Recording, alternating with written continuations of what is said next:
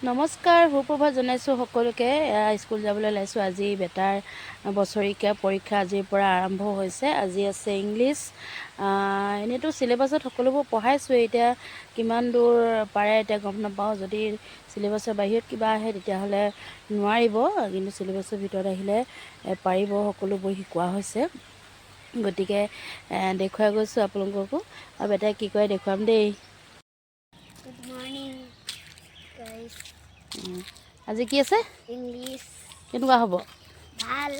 ভাল হ'ব? পাৰিবা জানো? নোৱাৰিলে কি হ'ব? নোৱাৰিলে একো নহ'ব। একো নহ'ব। চিলেবাছততো সকলো পঢ়োৱা হৈছে, এতিয়া কি হয় নাজানো। আৰু কি ক'বা?